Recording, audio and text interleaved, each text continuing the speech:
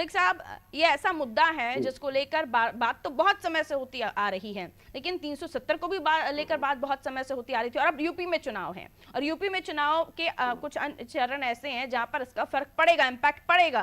तो उसको लेकर अब आपका क्या कहना है? क्या मानते हैं कांग्रेस कि अगर इस मुद्दे को लेकर आए तो डिवीजन हम देखेंगे होगा, वहां पर लोगों के मन में भावनाएं आएंगी, देखिए जहन में बातें होंगी? देखिए देखिए डिवीजन होगा नहीं होगा ये बात का विषय है, लेकिन मैं आपको यूनिफॉर्म सिविल कोड के बारे में पहले बता दूं। मोदी सरकार ने लॉ कमीशन से रिकमेंडेशन मांगी थी, और लॉ कमीशन ने 2016 अगस्त में क्या कहा था मैं वो बता रहा हूं। It is not necessary not desirable at this stage. और जो लॉ कमीशन को लीड कर रहे थे वो सुप्रीम कोर्ट के जज थे, उनका नाम बीएस चौहान था। उन्होंने क्या कहा था, मैं आपको उनके एक पैरा है वो बताता हूं, आपको बिल्कुल क्लियर हो जाएगा। Cultural diversity cannot be compromised to the extent that our urge for uniformity itself becomes the reason for threat to the territorial integrity of the country। तो ये ऐसा नहीं है नहीं लेके आए, मोदी सरकार लेके आई थी, रिकमेंडेशन के लिए पूछा गया था और मोदी सरकार ने मुंह की खाई है। और जब भी भाजपा आरएसएस के लोग संविधान को छूने की कोशिश करते हैं तो इनका हाथ भी जल जाता है और इनका मुंह भी जल जाता है, लेकिन ये झूठ बोलना नहीं छोड़ते। दूसरी बात मैं कहना चाहूंगा, यूनिफॉर्म सिविल कोड जो है वो आर्टिकल 44 में है और ये directive principle of state policy में आता है, ये कोर्ट से तो एनफोर्स हो ही नहीं सकता।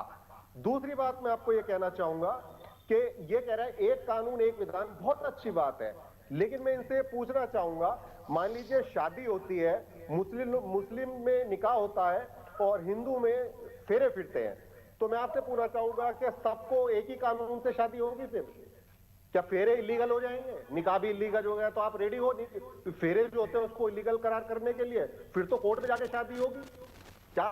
पहला सवाल। दूसरा सवाल यह है कि हमारे जो हिंदू भाई हैं नॉर्थ इंडिया में उनको जलाया जाता है, ठीक है, और फिर साउथ इंडिया में कुछ को दफनाया भी जाता है, क्रिश्चियंस को दफनाया जाता है, मुस्लिम को दफनाया जाता है। अगर अंतिम संस्कार होगा जब, तो उसमें भी एक ही कानून लागू होगा या अलग अलग कानून लागू होंगे? केसी जैन साहब से ये मैं जानना चाहूंगा। और दूसरी बात मैं ये भी उनको कहना चाहूंगा, उन्होंने 3 तलाक की बात की। पहली बात, 3 तलाक देश में खत्म नहीं हुआ है, इंस्टेंट 3 तलाक खत्म हुआ है, इंस्टेंट ट्रिपल तलाक, समझ में आया? और दूसरी बात, ये पिटीशन जो सुप्रीम कोर्ट ने कहा था कि 3 तलाक इनवैलिड है, सरकार को कहा कि आप कानून बनाइए, मोदी जी ने कानून बनाया, उसमें 3 साल की सजा का प्रावधान कर दिया। तो उस कानून को लेकर सुप्रीम कोर्ट में याचिका पेंडिंग है कि ये इलीगल है। क्यों इलीगल है? क्योंकि सिविल रॉन्ग को क्रिमिनलाइज नहीं किया जा सकता, ये बेसिक प्रिंसिपल ऑफ लॉ है, लेकिन मोदी सरकार अभी काफी बातें आपने रख दी मलिक अंसारी साहब, काफी सारे सवाल रख दिए, मुझे जवाब लेने दीजिए आपकी बातों का। कागज अभी तक दाखिल नहीं कर पाई सुप्रीम कोर्ट में। मोदी जी कह रहे हैं कि हमने ट्रिपल तलाक हटा दिया है, पहले उसको वैलिड तो कराइए, उसको लीगल तो बनाइए। और दूसरी बात, एक बात और कहना चाहूंगा, जैन साहब है, जैन साहब शायद भूल गए, 2014 जनवरी में डॉक्टर मनमोहन सिंह ने जैन कम्युनिटी को भी माइनॉरिटी का स्टेटस दिया था। आप भी माइनॉरिटी में हैं, तो आप और जो पारसी हैं, मैं उनको ये भी बताना चाहूंगा, जो पारसी हैं उनका अंतिम संस्कार कैसे होता है, जो सिख है उनकी शादी कैसे होती है। तो यानी जो हमारे देश की जो डाइवर्स कल्चर है उसको आप हटाना चाहते हैं, यानी कोर्ट में जाओ शादी करो। अगर आप ये कानून लागू करना रुक जाए मलिक साहब, बहुत सारे सवाल हो गए, चाहते इकट्ठा हो जाएगा, सब खिचड़ी हो जाएगी, रुक जाइए जरा। जी जैन साहब जवाब दीजिए, उसके बाद बिलाल साहब के पास जाऊंगी।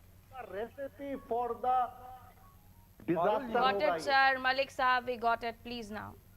Jen Saab.